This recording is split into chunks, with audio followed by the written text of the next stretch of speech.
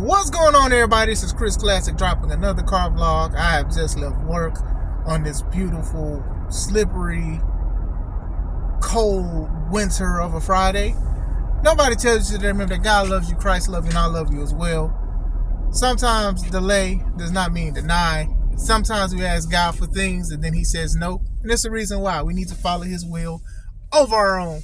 So always remember that, and I'm praying for guys' healing, breakthroughs, answers, clarity, growth. Make sure you subscribe to this channel, the Take It On Podcast, where I talk about professional wrestling topics. I interview wrestlers. I got an important one tomorrow, and I also put up my matches as Classic Alpha, because not only do I talk about this stuff, this is the things that I do. Shout out to the supporters. Also subscribe to my second YouTube channel, C3 Ultimate Wrestling, where I have a lot of the matches from me and my wife's professional wrestling company. You guys should check it out. Some of these are some great wrestlers, and even some of my matches are on there as well. So make sure you subscribe to both. Rey Mysterio is the greatest underdog of all time in professional wrestling. And it's not even close. And even the product of smaller wrestlers, y'all are solidifying Rey Mysterio's greatness as being the greatest underdog of all time. You cannot show me anybody that's a greater underdog than Rey Mysterio. When we talk about psychology and things making sense, Rey gets it. Rey gets it. Rey understands it. And I do wish that smaller wrestlers or wrestlers who want that underdog aspect about him, I wish that y'all study and y'all appreciate what he does now. I know he's injured, and I hope and pray he's healed, quick recovery and everything like that. But still, even how he does now, being older, being the OG, legendary. Listen. So I'm looking at matches a lot. I look at a lot of matches, and a lot of matches don't make sense because sometimes the smaller guy wants to suplex the bigger guy so many times. He wants to body slam him. He wants to look stronger than the bigger guy, and the believability is like way out the window. But to my knowledge, I have never seen Rey Mysterio body slam Brock Lesnar. And that's low-key how some of these matches are now. People about as small or maybe a little bit bigger than Rey Mysterio throwing around big, massive 300-pound guys like it's nothing. And then, if you want to do that, at least make it make sense. Like, do a slow build to it so the anticipation is there. Even Hogan against Andre the Giant. I don't know why I was about to say Andre 3000. But anyway, it was a slow build to that body slam before it actually happened. And I think it's what made it greater. But going into Rey, I haven't seen Rey body slam somebody, back suplex somebody. I've seen him do hurricanranas, I've seen him do DDTs, wheelbarrow bulldogs, things that smaller wrestlers would do to bigger guys to get them off of their feet. When I look at wrestling, I don't see that kind of stuff anymore. I just don't. I don't. I see, not all the time, there are some great matches out there, but all I see in most of these matches are Vegeta versus Goku. And if you are a fan of Dragon Ball Z, you know exactly what I'm talking about. Tit for tat, one person has the upper hand for a little bit, then the tides turn. Every match does not have to be that way. It does not. You can tell a story. Rey Mysterio is one of those guys. This is a guy that is connected with the crowd. He has a mask. The kids love that. When he showed up in WWE and his interest was he was catapulted to the Titantron, I ain't never seen nothing like that before. And this is funny because my bro Art was just talking about this a couple weeks ago. But even when he was in WCW, when he was doing lucha stuff with Eddie and Psychosis and all of this stuff, they was doing a lot of the lucha stuff because that's what they was trained in, what they was brought up in.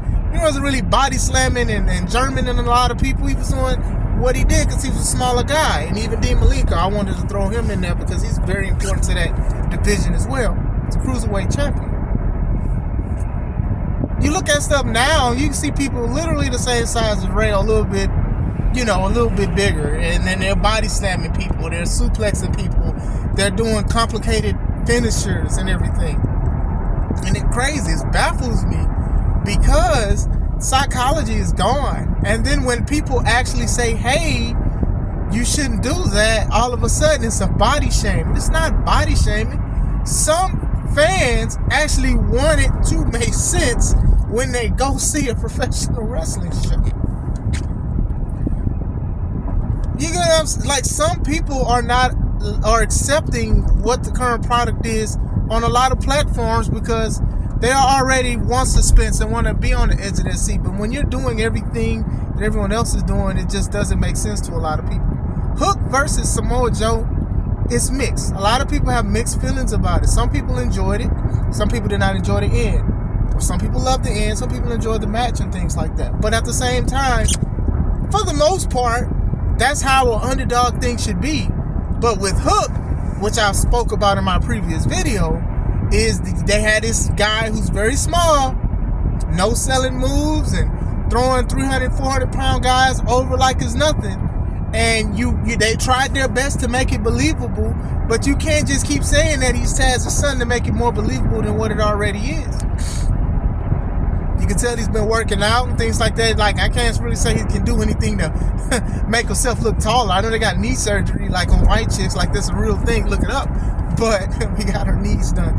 But going into it, what else? You know, you do have smaller guys that do have a build that can throw around people and things like that. And then, like I said, smaller people can slam bigger guys if it makes sense. A lot of wrestling matches do not make sense. That even goes into intergender matches. You know what? Y'all think y'all getting this work too. I'm not a big fan of intergender matches because a lot of it is a lot of women are slamming men 3 times their size. They're taking moves that should really cripple them in a way. You know, tit for tat. You know, a lot of them aren't underdog stuff. And then it's still cringy to see a man punch a woman. I don't care what kind of thing it is. And I'm a wrestler myself. Like, it's cringy. It doesn't look right. This is coming from a guy who did a guys versus gals intergender wrestling show a couple years ago. I recommend you guys look at those matches and look at the difference between what we did and the current product. All those matches that we had made a lot of sense. And that was a challenge for me because I do not like intergender matches like that, like what is on TV, because they don't make sense. I faced my wife, it made sense. Renee versus Mike Valentine made sense. Vega Venom versus Mike Strong made sense. KO Kendra versus Miles Mercer made a lot of sense. You get what I'm saying? Like, at least make it make sense. Like, I know there's some people that just don't like them, but my thing is, you don't have to do all this crazy stuff to have a good match. It's alright, listen, it's alright to have people pull for you to win the match. It's okay to be one-sided. It's definitely fine for that. Rey Mysterio encapsulates that majority, if not all of his career. When he won the Royal Rumble that year, everybody was happy he won because it was like, okay, he's going to WrestleMania. Then he lost his opportunity against Randy Orton. Randy Orton's the bigger guy, the believable guy, beats Rey Mysterio. It was sad. Everybody still was pulling for Rey. They was sad. Then he was added to the triple threat with Rey Mysterio versus Randy Orton versus Kurt Angle. And then Rey wins. Everybody loves it. Feel good moment, especially with dealing with like Eddie passing and things like that. It felt good. He deserved it because people were big fans of Rey Mysterio, like a real life superhero Rey Mysterio. It worked. People still talk about it. I'm talking about it now. It definitely worked. What was one of his feuds after he won the belt? Going against the Great Khali, who was 7'4", 400 pounds. Wasn't a title match, but Khali beat the snot out of Rey Mysterio. Why? Because it made sense. It doesn't matter that the Great Khali couldn't walk a straight line, let alone moonwalk. It did not matter that he could not speak English or anything like that. His size translated to a lot of languages that people got. That when soon as Rey went chest to kneecap instead of chest to chest because he was so tall, and he looked up at him, we knew this man was in trouble. Matter of fact, as the World Heavyweight Champion, he lost a lot, and it all made sense. They weren't title matches for the most part, but he'd do anything to win. Like, he'd fight, fighting spirit. He'd find a way to win as an underdog. Simple as that. There's no tit for tat moves for a majority of his matches because it wouldn't make sense for that to happen. And even when he had the upper hand, people would have to cheat to win, like King Booker, who actually beat Rey Mysterio for that title. He had to, because Chavo turned his back on Rey. But still, it made sense. And then Rey dang near lost that feud a little bit with I Quit matches and him and Chavo. And come on, man. Like, Rey gets this business. And I think that if you are a smaller wrestler, like, don't take it the wrong way that you can't do anything. That is not what I'm saying. What I'm saying is you have to make stuff make sense. Rey Mysterio, I don't even know if I've ever seen Rey Mysterio body slam anybody. Because it was the aesthetic wouldn't even look right for him to body slam somebody. So what makes you think that everybody can do it now? You're going to say, oh, it's something in the food or it's something in the water now? Like, you literally got people the size of Brock Lesnar bumping for people the size of Rey Mysterio. Or even Dominique Mysterio, if you want to say, because Dominique is just tall and just skinny. You know what I'm saying? But he's working and stuff. You get what I'm saying? Rey Mysterio is stuff that should be studied with psychology and things making sense. Because he grew up in the era where he couldn't even say, hey, let me do this, especially if it didn't make sense. But he knew the business because it's a family business. He grew into it through his family, through his uncles, and all this stuff. You get what I'm saying? I don't know, man. I don't know. It's just something that was on my heart to just speak about Rey Mysterio because, you know, even now, being an OG and what he does, it's still good. And he's still entertaining. He still shows that he still has it as a professional wrestler and being one of the greatest underdogs of all time. What do you guys think? Do you guys agree? Do you guys disagree? Let me know in the chat. This is Chris Classic. Hope you guys having a wonderful day. Let's take it home.